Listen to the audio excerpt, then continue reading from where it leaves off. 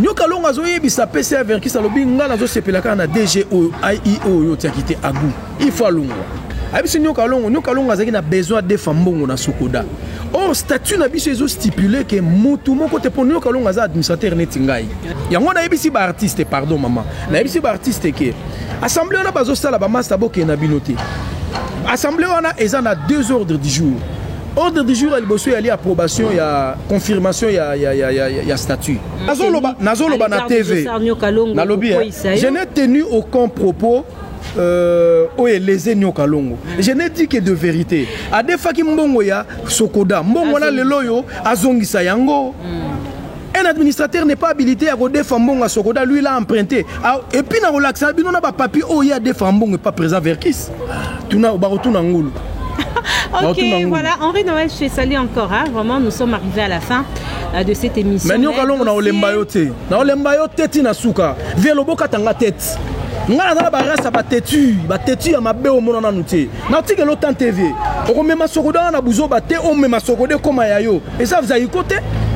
Yo, so mon ami, ça, c'est quoi, ça riche dans beaucoup.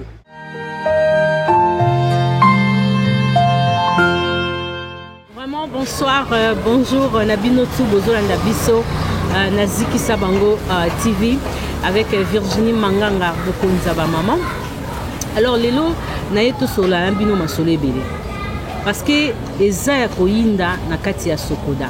Qu'est-ce qui se passe entre président Verkis Kiamwangana Mateta na le vieux Bombas Yajosar Nyoka à Longo. Tosole moi likamona tonton Jacques depuis Suisse à lobby Nyoka Longo a dégagé image à Moutoute à Robo Melala.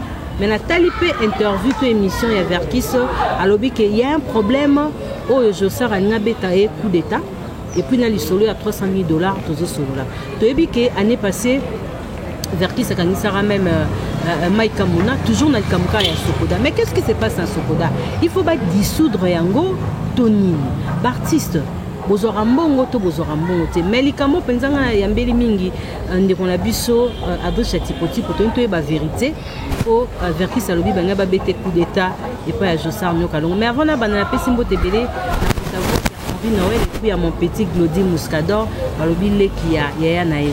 Alors tipoti pour Adricha. Bonsoir. Bonsoir. Bonne. Ouais, qui tourne Virginie Manganga Mokonza wa maman. Les torchons brillent au sein de la Sokoda et ça m'a bombaté. Makamboza est belé, autant Msoutoko énuméré en AAP et monsieur Silité.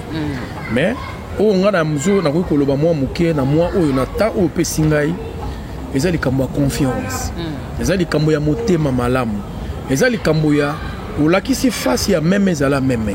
Sur la qui face à même aux côté aux Lyon souka ba détecter yo na ebité nani même na la qui façade à même nzo kandaza Lyon nazo expliquer Lyon surtout na bombe la bana kinité nani Lyon na bombe la bana kinité bana kini tant on a ça la émission moko na journaliste moninga no journaliste nana boduga ba te belé ba msuba komi ba finginga oh c'est un fou bona za fouti responsable netinga tata mukolo boye na longo na ndako na démarrer voiture na ye na moi ça kitoko boye na mukonza ba mama frère chéri bo Virginie Manganga mieux les autres tanga na nzoto pourquoi to banobeta masolo lokuta non je ne crois pas à mes yeux problème ezali awa ezali Nyoka Longo aza kulutu na biso mais Nyoka Longo eloko azo sala akofuta yango même dans la génération à venir akofuta yango pour mon biso nde tozao Nandenga ma bête, sur ça les calculs y a vie âge nangana ya Nyoka Longo est plus avancé que nga. Alors nenga na tambuse la mokili na yebi que Nyoka Longo okufara avanga. Ponga na okufa avant était vu son âge. Donc akokisa tamzu ba 80 ans, 90 ans, ou bien akoksi 100 ans akufi nga na rozala nan. Donc na kozwa soit à moi 50 ou 55 ans ya ko vivre par rapport à âge nanga. Alors, il y a un azolo baké. Donc, tout comprendre que na vie, tout ce que nous sommes en train de faire ici-bas est éphémère. Pour ça, nous moutoumabé, mais lobby, ça te payera à rien. Bah, au basala, bah, tu vas canaille, souka, bah, regretter. Mais si on a un problème, c'est nini. Oui. Motezo Pela, pourquoi Motezo Pela, puis Josar Nyoka Longo. Motezo Pela, Zali Boye. Tout à qui n'a la loge, et pas y tourner au sein l'assemblée générale ordinaire. tosali à l'assemblée élective tobimisi tovote biso tobimba ba administrateur pour nazo loba je parle en tant qu'administrateur de la Sokoda. OK. Donc tant tobimba administrateur biso administrateur il faut to élire sikoyo président ya conseil d'administration. Tu élire président à conseil d'administration, tu élire vice-président. Pardon, vice-président à conseil d'administration. Président à conseil d'administration, autopona qui est qui Verkis qui est Mongana. Vice-président à conseil d'administration, autopona qui est qui Jossar Nio Kalongo. Oui. Que bango tu bakulu tu na biso, to fanda na bango baza bato basi ba mona mo liboso na biso ba orienter pe biso. To continue kata réunion conseil, mais comment il y a un moment il faut tout élire DG. Petit na ya zala rappel administrateur Agou Kolango Michel. O azali DG AI na kata Sokoda. Verki salobi lokola ba DG nyo surtout bazoyiba bazo sala botozo longola bango bonga na ye na pire petit nanga. Ndenge zarate Jésus-Christ nzamba tindaka ba potre ba teyi ba bazoyo kata bona tinda sikoyo mon fils bien-aimé Jésus-Christ pour aya à concrétiser ba faire. Donc Agou abimé lokola Jésus-Christ na vie à Verkis. Tant Agou Verkis ayena Agou Michel nyo kalonga boyaki batu administrateur nyonso baboyaki balobi ke te mutu aza incompétent et puis bona statut lobi boyeti Verkis a convaincre bango tout Agou comme DG à intérim. Donc mutu so aza intérimaire, c'est-à-dire bakoki ko longola l'un de ces 4 matins. Donc du jour au lendemain on peut t'écarter, on peut te chasser de là où tu es. Donc ça oza na situation intérimaire. Ce qui t'a mzouye agwaye baraté batomaye leo baebi bazo comprendre mutu aza intérimaire soka balobi était pardon longa pardon tout le cas DG mususu. Ba DG o bazaki ba DG full lokwa ba bonzei ba longola bango. Tant ba longoli bonzei mbongo oyo bakangaki bonzei ke bonzei ya yibi tant to yeko tala bonzei ya sali papier na zana même na kata mutuka ni Jossar Nio Kalongo a defa $1000 Agou Michel wana azwa $1000 donc bato yo kaka oyo biso to mona ke tozo pesa valeur bango ba defi ba mbongo mikelo ba $1000 tango to bandi ko telemela ngo to longoli DG wana alobi bon bango na Sokoda ba bomika moto ebi kande zalaka bo Jossar a pire to bomika moto to tikaki na biso ngo. Tant que Verkis a belli, PCA Verkis a belli, et ça dit que il faut ce qu'on monte à l'intérim. PCA a lobibo Agou Kolango sala dans l'intérim nanga. Agou bandiko sala intérim, a sala ba magui ba mbongo belé bunga. Tant que Verkis a zongi, ava zongi les locaux. Verkis a tala lobité cette fois-ci le quoi naza malade, nazo kende poste naïe. Oui, azongeli poste naïe. D'accord. Tant azongeli poste naïe, alors bon, cette fois-là, a tombé sous malade habité. Na kende mbalo mena bengi Nio Kalongo na téléphone. Alors mon frère, yo zali vice-président. Sala intérim, ngai na kei, yo sala intérim so na zongi, to tala ngane yo zala. Akei ba soigner tant azongi a bengi Nio Kalongo. Allo vice-président bon ngana zongi ça va zongi bon Nio Kalongo pa yota la président Verkis ba solo la ipsi abino na zana nanda kuna zota reporter une semaine ou 2 semaines comme ça na robande la boulot. C'était comme ça. Tant que PCA Verkis a yoki bien 2 semaines ekoki a bengi Nio Kalongo ipsi alobitala na lingina yo bana musala habité présent problème eza kitina yo PCA Verkis a zongi li kitina ye Nio Kalongo azoyebisa PCA Verkis alobi ngana zo sepelaka na DG o IEO yo tiakite Agou il faut lungo Verkis a benga lobi mais Nio Kalongo azolinga DG wana te tout ça la ndeni ngala bivie boza mikolo boye banini bo sala ponga na ko pesa bino ba injonction ata mokolo moti voilà to fandi après quelque temps Nio Kalongo azo jouer le malin DG wana Nio Kalongo azo kosa lokola lingi ete mais ba comment ko beta ba deal DG wana azo le la Verkis que président confirmé nga to yena réunion conseil d'administration DG local azo senga ba confirmer président Verkis alobi non moi je peux pas te confirmer donc administrateur local là ba komaki DG wana azo yiba ba mbonga Sokoda azo corrompre ba administrateur Kolango Agou Michel azo yiba oui moyibi na Sokoda donc na kata kisha so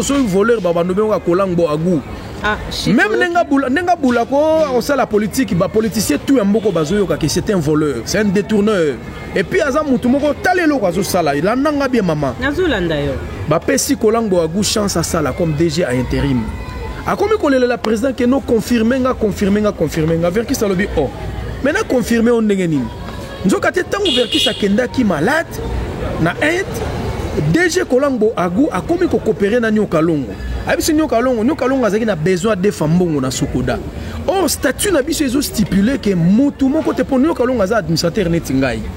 Nyoka longo aza na droit ya ko defa mbongo te statut eza stipulé na statut.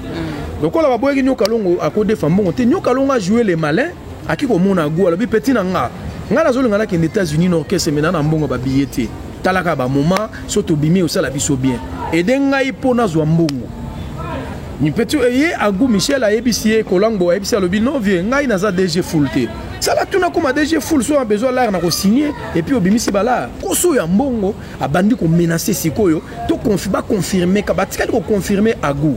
Mais bah, confirmer DG à intérim comment parce que la personne habilitée à confirmer DG wana ezali PCA pour celui qui est le PCA les titulaires il y a poste wana. D'après ce que toyebi na administration un intérimaire a un droit pour engager société. A un droit pour approuver aucune décision. Mais a un droit pour proposer juste des propositions. À travers ma proposition, ce qui va être PCA comme étant titulaire, PCA a une réunion à conseil d'administration, tu siéger, tu évaluer, surtout tout le monde qui est les cas, il est qui. C'est quoi on va salir n'engeni ba corrompre DG wana agu azozo bambongo ndenga zo yiba bambongo ba artiste azo corrompre ba administrateur ba administrateur wana bazali ko travailler en connivence na nyoka longo maintenant ba salini administrateur on ba nani to ba ko Paul Balenza o aza député na parlement il est pas na kata ba ya ba administrateur corrompu ba masumu de Brende ba corrompu ba Benyama ba corrompu ba Elombe Lubakwa ba corrompu bango nyonso tout baza ba corrompu bazo corrompre bango na Elombe muta théâtre mutunanga bazo corrompre. Alors que corruption on peut être danger té tam so na difficulté voyez ba pèse moi 500 moi 1000 donc et que zo vendre ça bango bazo somba bango na ba donc ce sont des donc na obenga bango ce sont des malheureux bazo somba bango na ba faux balard.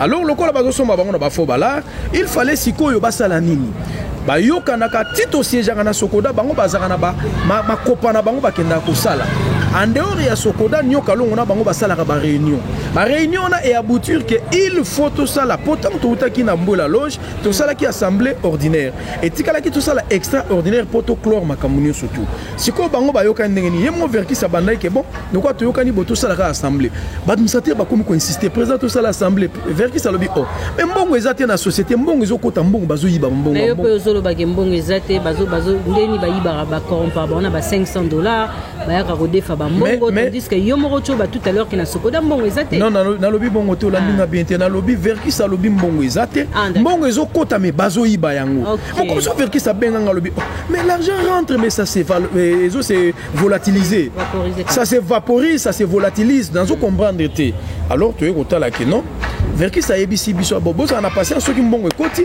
Verkis pour sa bonne volonté a commis la même ministère na biso ya finance a commis la premier ministre na biso à l'époque ezalaki Chibala a commis le ministre de tutelle na biso alobi pour pesa biso mbongo pour tout ça l'assemblée extraordinaire ministre de finance a rejeté offre wana Chibala le premier ministre honoraire a rejeté offre wana ministre na biso de tutelle yobika a rejeté kututé mais ministère de la culture ezana na mbongo ya danzete baka na tant parce votera budget mboko bataka bonzo 3% 2% pamba donc mbongo ezate alors nous sommes dévoués abandonnés à notre triste sort et comme il faut que photo bunda pendant que toujours bunda Verkis abeli mava bela Verkis akei ko sala ba fort azu contrat na FEC to sali contrat na FEC Fédération des entreprises du Congo.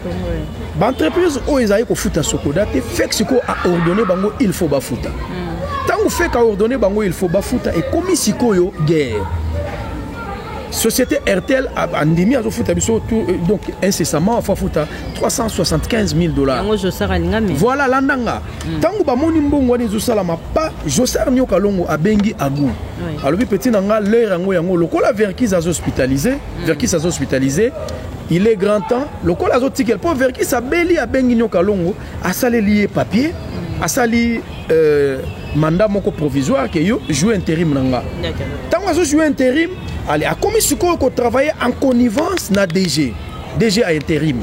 Bah, quand on coopérer, oui.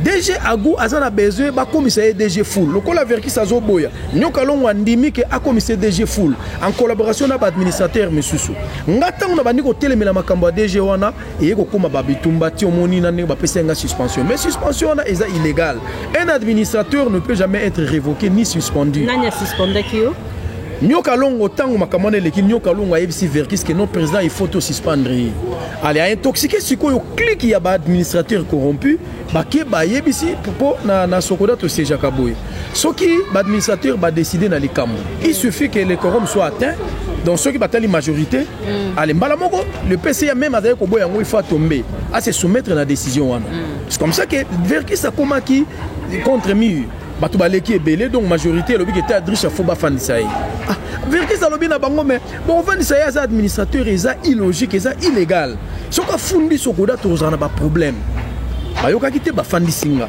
ngatango na moni lettre Verkis muta komi na regretter na bengi Verkis bo on azana Kenya to solango tango na ozonga na vani nanga alors tango bango batikali nzoka te baluka ki ba écarter nga po ba mona nga na da pire petit Verkis so nazawa na makopa na bango mo esala mabien et ozala te ba écarter ngai bango batikali ba komo sala ba réunion réfléchir que bazo sala ba réunion ti na Casino Royal or biso le lieu propice pour na ba réunion ezali salle oya conseil d'administration bureau ya PCA mais bazo kima ba bureau PCA bazo ke sa ba réunion mo ya molili po batu ba yebate tant bazo sa ba makambo wana mutu moko te azoyeba mais dans l'entretien ba foot ezobima Verkis tango tombé malade atiki intérim na nyoka longo aïe nyoka longo lobi bo petit nanga l'heure yango on va le faire quand il est chaud l'heure a sonné il faut tout la lisaï ba bando sala ba réunion papa mbongo moko utokota 11 000 yati la 11 000 dollars mo ekotaki okote kotika bonyoka longo pa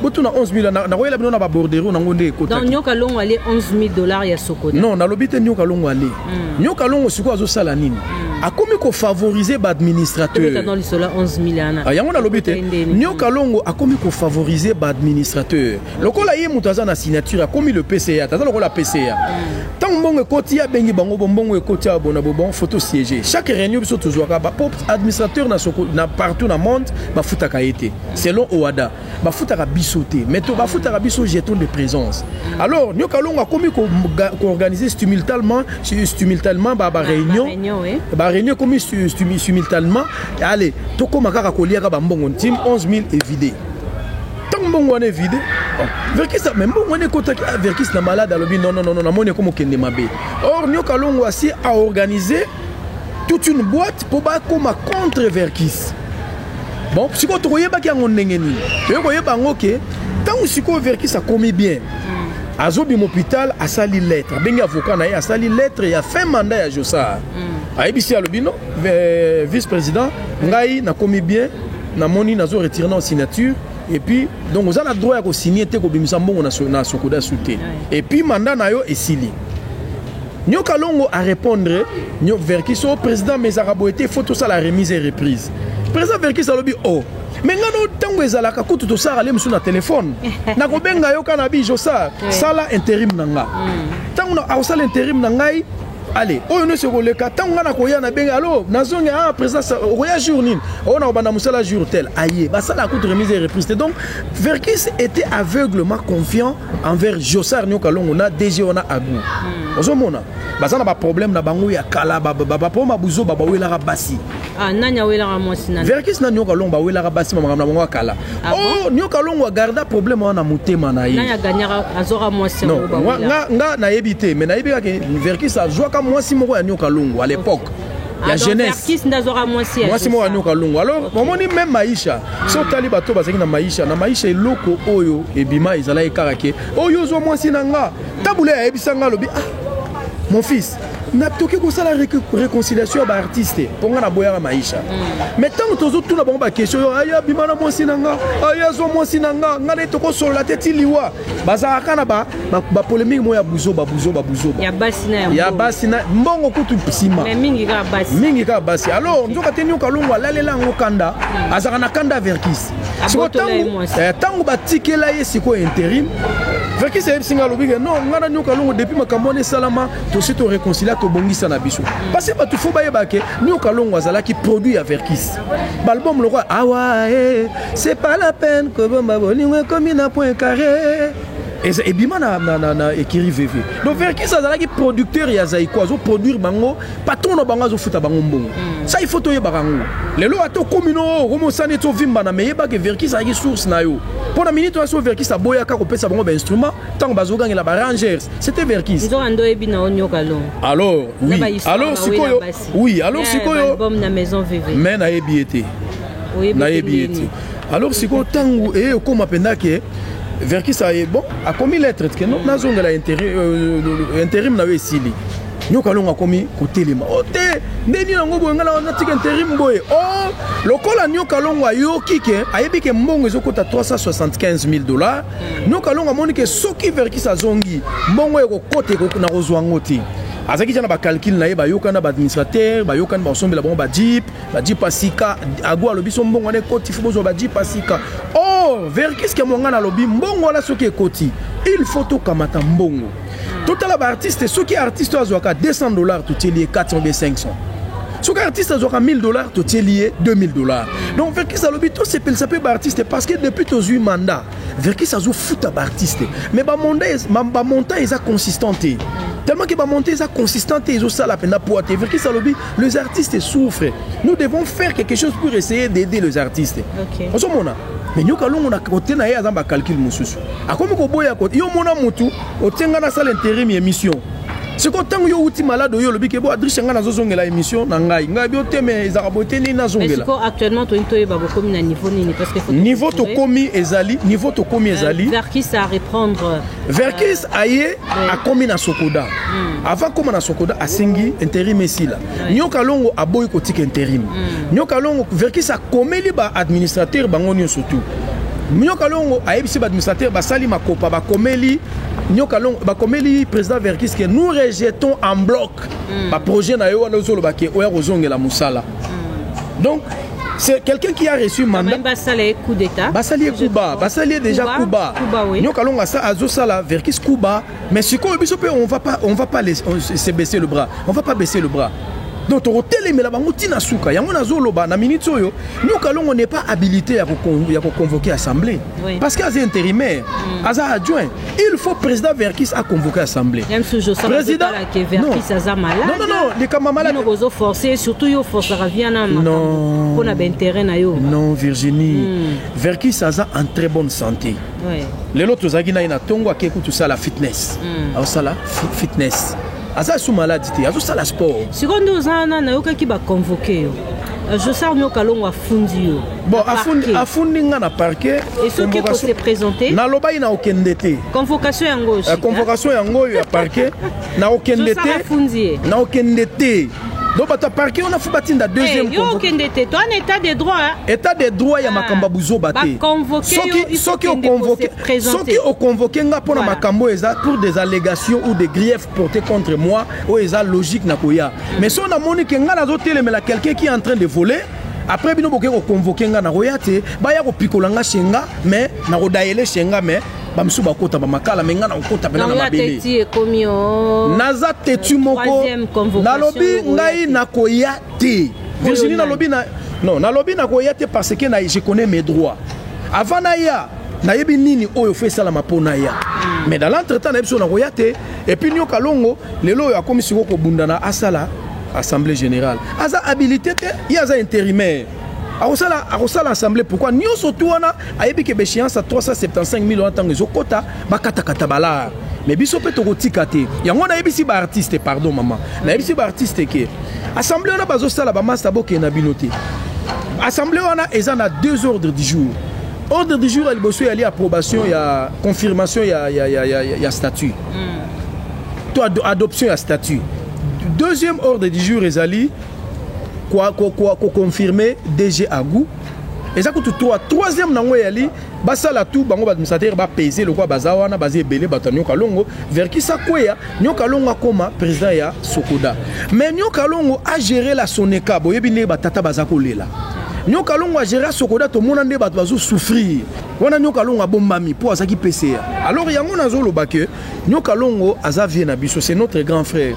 Babiloko non non, ni kamuta koye bezate Virginie, toza la ba réaliste. Très bien. Toza la batu o tozo banga penzambe. Et puis to réfléchir total to vivre selon ba texte. Ba texte lobini netinga ba suspendre en tant que qui. Bako suspendre ngate yango na porter bango plainte zelo ko mona makamozo ko ela Sokoda wana kalate. Mais dans l'entretemps na oya ko laksa yo, ta on a rebiso na bi Virginie na ngito sa l'émission oyeba nini ko eli Sokoda. Kalate na pesi yo tam sur moins de 20 jours. Ko mona ndenge ba kolela. Pour rentrer na ko zonga wana par force. Et bako dédommager nga parce que administrateur boko yo longola été. Bolongo linga pour suspendre nga pour quelle raison? Verkis mandat na etikali ya bane boni. Président Verkis Mandé Zananou parce que depuis que tu as 11 mois alors que mandat est il y a 3 ans. Mandé il y a 3 ans. Consommé déjà combien? 11 mois. Mais dans l'entretemps, Nyoka Longo a besoin de mandat on a fait comme 5 ans. Donc ça a besoin de changer mandat il a 3 ans comme 5 ans. L'avantage naïe. L'avantage naïe toujours. Mais dans l'obé Virginie là tu sais pas tu comprendre nga. Ouais. Moto yo aza intérimaire yo tikeli asa l'intérim. Pourquoi il y a un artiste moto kendena l'assemblée wana te. Artiste muto kendete oya okendetali parce que ngana zoloba tango boko mona sikoyo minda po Nyoka Longo alinga koma PCA zo sala usurpation de pouvoir alinga usurper donc pour na il faut ba ko isa président Verkis yenda koma donc autre toi j'ai mis main vous comprenez mais loko na to linga ngote parce que président Verkis mutadef ça même Nyoka Longo na ko yelo ba papier à déformer mbongo pas Verkis Nyoka Longo azongi ça Verkis wana adef ça bato ba mbongo pona nini. Mais Verkis c'est un patron, Verkis aza patron. Verkis tango bango bazo landa ba via ba mrema Verkis aza ko construire. Lelo Verkis aza na banda ko tina ba poto tina ba Afrique du Sud tina ba aza na ba locataire. Verkis aza na ba business na ya salaka. Ba business wana sala yo na lobi yo mona depuis musique a Congo ezala. Muta pesa ba artiste ba instrument nani. Yebisanga tangelanga mutu moko oyo azako benga penda bengi mene ya pesi instrument abengi tabule ikutu patron na franco patron na ye apesi instrument sala disque ah bon na lingi bo pesa instrument apesi papa maman omoni mutu wana Verkis azana ba grâce à Nzambe. On ne combat jamais l'Israël. On ne va pas combattre Verkis ba okokati. Pour biso pe to côté le melabango na suka. Et puis Verkis azaya Nzambe parce que mutu azana ba initiative a bien. Mbongwe kota ba futa ba artiste. Na yo mbongwe kota okata o sombe la ba administrateur ba jip. Est-ce que société wana to yayi au sel la ba administrateur? On n'a pas reçu mandat pour tout ça la ba administrateur. Selon Adrich Tipo Verkis azapona bien-être ya artiste azapon intérêt général Jossar azapon intérêt personnel donc azoluka la ki sa administrateur azolinga la ki sa administrateur apesa pesa bango banini po ya fanda abanda soko lia pena mbonga soneka ya Sokoda ndenga banda kolia mbonga soneka to tikele tante tala Virginie omoni ma soneka ya Sokodo ndezo kende tala to bomana nazo biso vérité to bomana po nga mutu neti nga Nyoka Longo ko lekala na esprit ne lokote aviena oti non aviena nga na nini oh ay tala makam susa tala les qui on a succès sala ba succès nini ngai na sala na lobby musicien ya mondela raro diembe la JB na lobby musicien ya munene fo beta yokana ibisayo musicien munene fo beta Stade de France ndenge maître Gims auto beta bravo chic sengo ana biso ke musicien munene pona ndima yo beta Stade de France beta Olympia beta Zénith beta ba palais des sports ne ba Werenson ba beta ba Bercy ndenge ba wera ba beta ba JB ba beta ba Vancouver ba beta ba Papa Wemba ba beta ya beta Zénith a beta Olympia a beta nini Bercy non Mission munene lelo yo devoir eza moko beta Stade de France moto ndima so ki te toza ndenge moko po Adrisha asalaki acheter et cartona et kangaka lelo nga bana bazana poto bana nga bazana mikili po na acheter un seul album et ça là va retomber belé bana leo bazana mikili on se comprend et puis lelo na vivra mieux na vivra bien na zana problème na mutute na ibarate na zora mosi ya mutute na skokakate na zo tambola ndenge nzamba lingi muto tambola mais tous à la quand même réaliste ba Verkis ke mongana ba bunda tango ba to bazo ba mbongo bazo wela kusomba ba car Verkis azo ndima na ya van na ene ti pauvre azo tonga VV santé azo somba ba palais na ba poto na ba Afrique du Sud passe Verkis lelo ba to ba raté azana tout un quartier là ba sangama ba wana quartier Verkis oyi ba monter na ipen. Mais pourquoi dans un quartier on a quartier on a imta somba ngout vraiment na obi que na posé ba question kutu mingité Adrisha a tout dit non comme il m'appelle est-ce que c'est une implication ya politique to bakonzi mboka va s'impliquer pour la paix actuellement entre bakonzi mboka et puis Verkis. Bakonzi mboka, il faut à tout prix, il faut pas s'impliquer parce que biso oyo ba artiste malgré ba mona biso le roi ba voyou ba fou mais tout ça pas tout réfléchir ça quelqu'un qui reste dans son coin pour composer une chanson dans le bien nzembo au faut banana ngo peda sujet au sali boyena boyo ti oyo kosuka mais eza blague té ba konzamboka ba binaka on le veut ou pas ba binaka ba yoka musique na biso ça adoucit le mœurs que vous sala mamba soni boza ba papa boza ba leader boza ba patron s'il te plaît mais so boza sikamoko place mbongo eza boyoka na raté yango na lobby yango na lobby biso to vanda na ba vie ya mikolo na ba artiste intellectuel intello mais bozo kana teka pona mbongo bon omoni neti lelo 300 000 ndepandi Jossard na Verkis et puis Fomona azo benga Verkis te président nga na problème na te yo ta vie nga na problème na te nga no to ko sam position na te mais dans l'entretemps azo armé ba administrateur ba takaka PCA et ça bien te ko sala moninga kuba po omoni mbongo ezokota batika Verkis ça la mandat na ye soki 3 ans koki tokende to postulate nyoka longo tango Verkis azoka mandat na 2015 nyoka longo pas postulaka apolaka oh baboya ye ba olola ye na salle na ministère ya affaires étrangères bosko bato ba olola ki na ndenge nini azala mo soutien à quelques personnes ya sokoda lelo non mais omoni na vie ezaka mutu sokaza ko vivre dans la malhonnêteté aoye ba tactique comment ko manigancer bato c'est question de savoir comment manigancer les gens lui il a compris ses mouvements il a compris ses systèmes Verkis était tellement confiant envers lui en son égard il lui avait beaucoup fait confiance yango moni lelo yo